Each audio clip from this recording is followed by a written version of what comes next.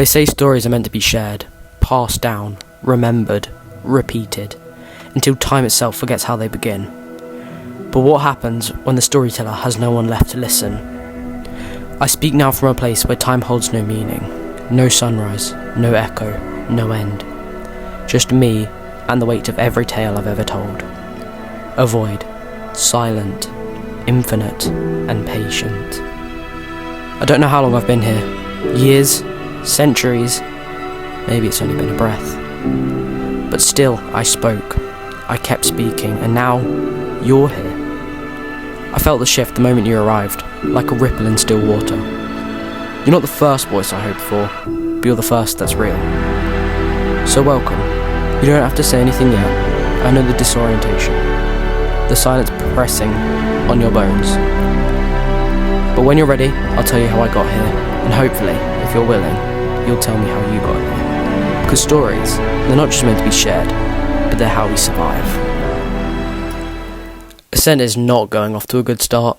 It took me 4 attempts to complete the first launch. Dude, that took forever. I put the giant stone ball in the hole and gave in to my British culture and had a tea break. Lovely. Just like last video, Bob the Blade will be my best friend. The best way to describe this battle was a rather boisterous skirmish. Anyway, I struggled to hit this button, but I did it and progressed. I broke this bridge and hauled the stones into the respective holes. My god, I'm gonna hate climbing. You'll soon learn that climbing and trying to catch myself would soon be the reason why I almost quit this challenge early. Using the super puncher, I played a bit of golf, or what is the closest thing to it in bonelab campaign. But not without its flaws, as a blast to the face soon woke me up to reality. I think most of you guys will agree with me when I say that the super puncher is definitely one of the most fun tools in bonelab. Look how far he went. Hold up, I'm gonna wind it up. So from here on out, my phone, which I was using to record my voice, decided to die.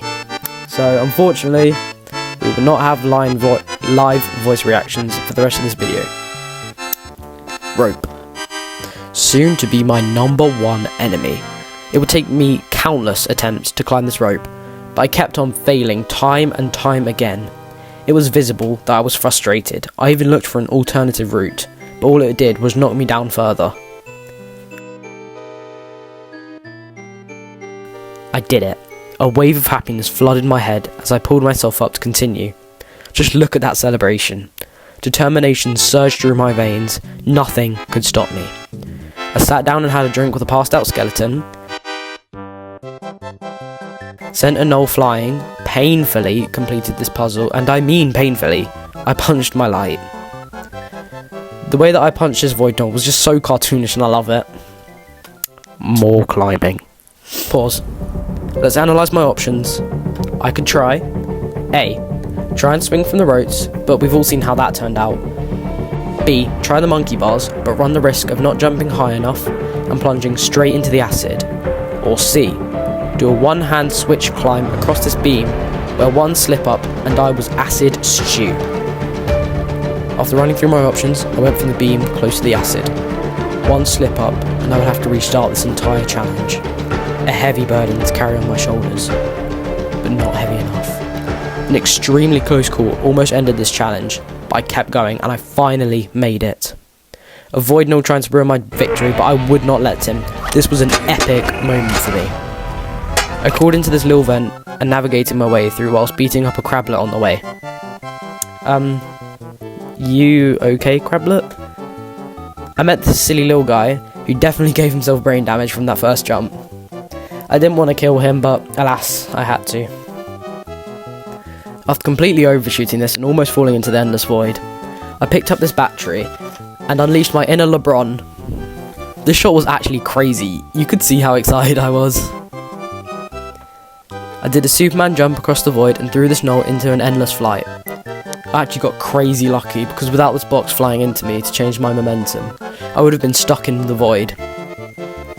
I hopped into this giant treadmill and dodged all the obstacles. I even met up with my old pal Foxy in crablet form. I'm now speeding through this level at a record-breaking pace. Honestly, I thought I'd be able to load this gun, but just like last video, I couldn't. I picked up the invincible bin lid and used it to brutally force my way through this staircase. I did struggle a little bit to open the door, but I managed to limbo in real life to get under it. Watching back this footage, I realised how much of a maniac I am playing this game. I literally pushed a guy into the train tracks and waved as he got absolutely steamrollered. If you don't believe in karma, now's a good time to start. As we just witnessed, I just pushed a guy into a train, and I would get hammered by the train and have to go all the way back to the annoying ass shutter door. Not once, not twice, but twice. It was a bit of a leap of faith in trusting my life in this vending machine that was very precariously holding a 40-ton train stationary. Yes, I did do the maths on that. So I gave the train the bonelab equivalent of the middle finger. I batted away a few more enemies, almost died to the gold leak, but clutched it.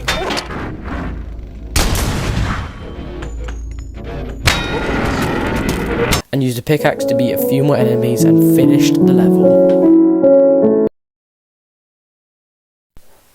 It's time for home and my personal favourite level. Psst, what's that over there? This Noid did give me... This Noid did give me a little bit of a jump scare, for those who may be wondering. I'd use this super puncher a lot more this playthrough. Sorry, just a little thought while writing the script. Okay, I'll shut up and let you watch the epic finale of this challenge.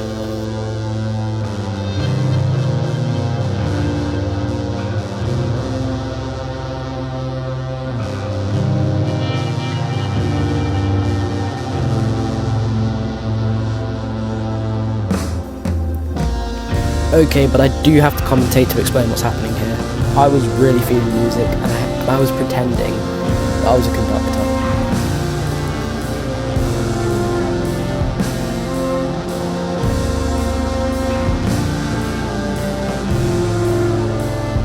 I was tempted to use this sword, but it just felt right to use my best friend from day one of this challenge, good old Bob. With Bob by my side, I absolutely steamed through the tavern and finally finished this challenge by climbing the windmill and getting lifted by Jimmy.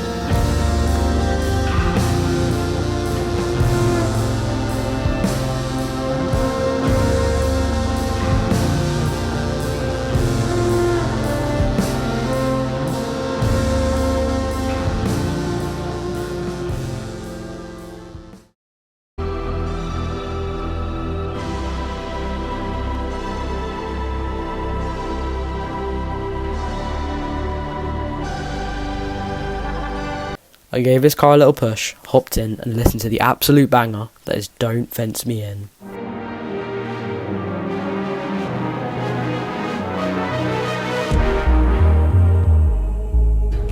There's something hostile out there. This bit of information will matter soon.